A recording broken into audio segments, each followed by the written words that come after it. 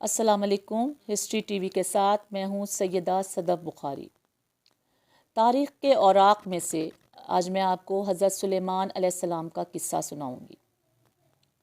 حضرت سلیمان علیہ السلام اللہ تعالیٰ کے برگزیدہ نبی تھے۔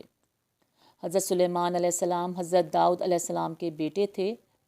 سمجھا جاتا ہے کہ انہوں نے متحدہ اسرائیل پر 931 سے لے کر 970 تک حکومت کی۔ حضرت داؤد علیہ السلام کی طرح اللہ تعالیٰ نے حضرت سلیمان علیہ السلام کو بھی بہت سے معجزے عطا کیے۔ آپ جانوروں کی بولیاں سمجھ لیتے تھے، ہوا پر آپ کا قابو تھا، آپ کا تخت ہوا میں اڑا کرتا تھا، یعنی صبح اور شام مختلف سمتوں میں ایک ایک ماہ کا فاصلہ طے کر لیا کرتے تھے۔ حضرت سلیمان علیہ السلام کی سب سے بڑی خصوصیت یہ تھی کہ آپ کی حکومت صرف انسانوں پر ہی نہ تھی بلکہ جن بھی آپ کے تابع تھے۔ جب حضرت سلیمان علیہ السلام نے مسجد اقصیٰ اور بیت المقدس کی تعمیر شروع کی، جن دور دور سے پتھر اور سمندر سے موتی نکال نکال کر لایا کرتے تھے۔ یہ عمارتیں آج تک موجود ہیں۔ اس کے علاوہ آپ نے جنوں سے اور بھی بہت سے کام لیے۔ کہا جاتا ہے کہ ایک موقع پر اللہ تعالیٰ نے حضرت سلیمان علیہ السلام کو آزمائش میں ڈال دیا۔ آپ کے پاس ایک انگوٹھی تھی جس پر اسم اعظم کندہ تھا۔ اس انگوٹھی کی بدولت آپ جنوں انس پر حکومت کیا کرتے تھے، لیکن وہ انگوٹھی کسی وجہ سے گم ہو گئی اور شیطان کے ہاتھ آ گئی، چنانچہ آپ تخت و سلطنت سے محروم ہو گئے۔ ایک مدت کے بعد وہ انگوٹھی شیطان کے ہاتھ سے دریا میں گر گئی، جسے ایک مچھلی نے نگل لیا۔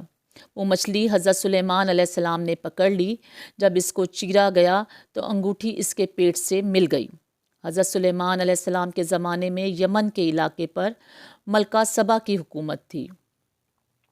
ایک دن حضرت سلیمان علیہ السلام کا دربار لگا ہوا تھا جس میں تمام جن و انس، چرند پرند اپنی اپنی جگہوں پر بیٹھے ہوئے تھے۔ دیکھا کہ ہدہد غیر حاضر ہے۔ آپ نے فرمایا، ہدہد نظر نہیں آتا۔ اگر اس نے اس غیر حاضری کی معقول وجہ بیان نہ کی تو اسے سخت سزا دی جائے گی۔ ابھی یہ باتیں ہو رہی تھیں کہ ہدہد خود حاضر ہو گیا۔ حضرت سلیمان علیہ السلام کے دریافت کرنے پر ہدہد نے بتایا کہ میں اڑتا ہوا یمن کے ملک میں جا پہنچا تھا، جہاں کی حکومت ملکہ سبا کے ہاتھ میں ہے۔ خدا نے اسے سب کچھ دے رکھا ہے، اس کا تخت بہت قیمتی اور شاندار ہے، لیکن شیطان نے اس کو گمراہ کر رکھا ہے۔ وہ خدائے واحد کے بجائے آفتاب کی پرستش کرتی ہے۔ حضرت سلیمان علیہ السلام نے فرمایا کہ اچھا، تو میرا خط اس کے پاس لے جا، تیرے جھوٹ اور سچ کا امتحان ابھی ہو جائے گا۔ چنانچہ ہدہد آپ کا خط لے کر ملکہ سبا کے پاس پہنچا اور خط اس کے آگے ڈال دیا۔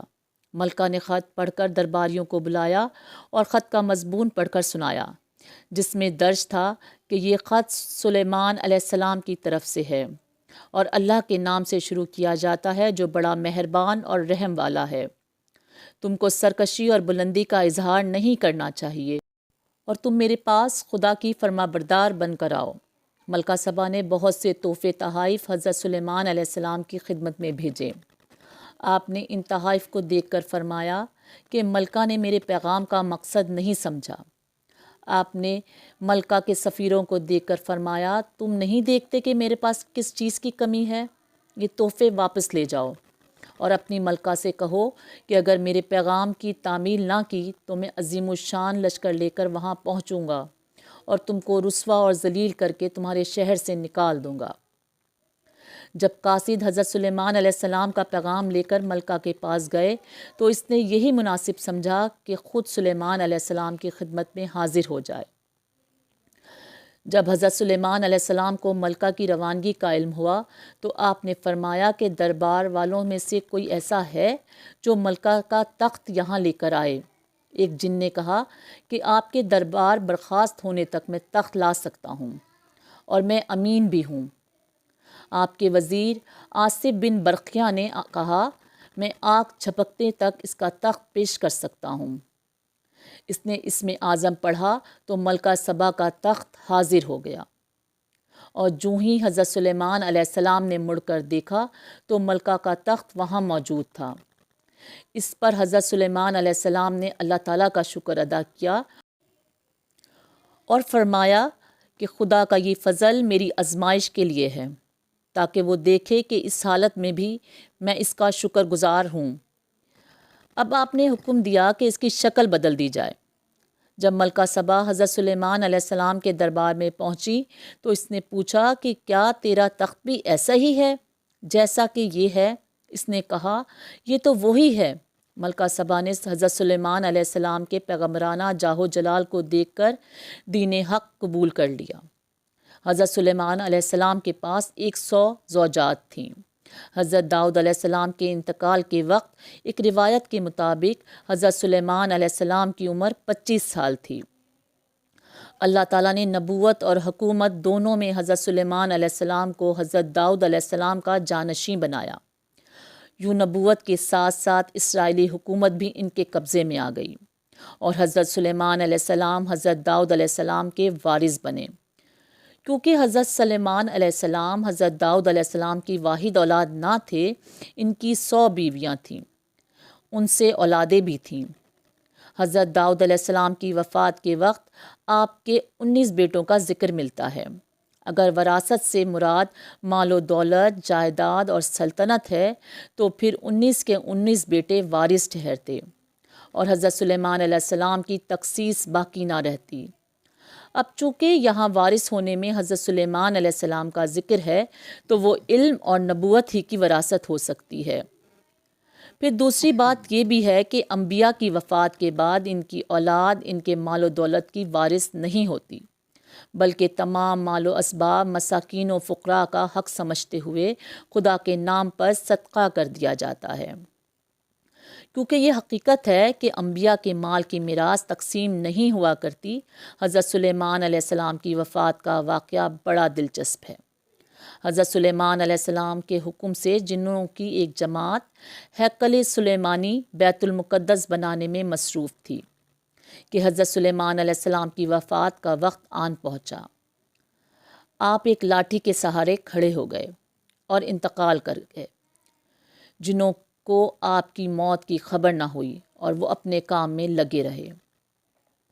آخر ایک عرصے کے بعد جب ان کی لاٹھی کو دیمک نے چاٹ لیا تو وہ بودھی ہو کر ٹوٹ کر گر پڑی اور حضرت سلیمان علیہ السلام جو لاٹھی کے سہارے کھڑے تھے وہ بھی گر پڑے۔ اس وقت جنوں کو معلوم ہوا کہ سلیمان علیہ السلام تو مدت سے انتقال کر چکے ہیں۔ حضرت سلیمان علیہ السلام اپنے زمانے کے امیر ترین آدمی تھے۔ اگر آج کے حساب سے دیکھا جائے تو وہ 2200 ارب ڈالر کے مالک تھے۔ اپنے 39 سالہ دور حکومت میں انہیں ہر سال 25 ٹن سونا بطور نذرانہ ملا کرتا تھا۔ ہیکل سلیمانی کی تعمیر حضرت داؤد علیہ السلام نے شروع کی تھی، جن کی وفات کے بعد حضرت سلیمان علیہ السلام نے اسے مکمل کیا۔ اس کی تعمیر کے لیے بیرون ملک سے معمار بلوائے گئے جو حضرت سلیمان علیہ السلام کے غلام نہیں تھے اور اس وجہ سے فری میسن کہلاتے تھے۔ ہیکل سلیمانی میں انہوں نے حضرت سلیمان علیہ السلام کے خزانے کے تہہ خانے بھی تعمیر کیے۔ ہیکل سلیمانی کی تعمیر مکمل ہونے کے بعد وہ ملک سے چلے گئے، لیکن یہ راز نسل در نسل اپنی اولادوں کو منتقل کرتے رہے۔ کوئی 2000 سال بعد کچھ مہم جو یروشلم کی اس مقدس عبادت گاہ کے باقی ماندہ کھنڈر تک آئے۔ بادشاہ وقت سے اجازت نامہ حاصل کیا اور یورپ سے زائرین کے آنے جانے کی حفاظت کے انتظامات سنبھالے۔ انہوں نے اپنے آباء و اجداد کی فراہم کردہ نشانیوں کی مدد سے ان مقامات کو ڈھونڈ نکالا اور بہت بڑی مقدار میں سونا نکال لیا۔ ہیکل سلیمانی کی مغربی دیوار جو دیوار گریا کہلاتی ہے، دیوار گریا کے پاس زیر زمین تہہ خانوں تک جانے والا کنواں آج بھی موجود ہے، جسے مضبوط اور شفاف شیشے کی چادر سے ڈھک دیا گیا ہے۔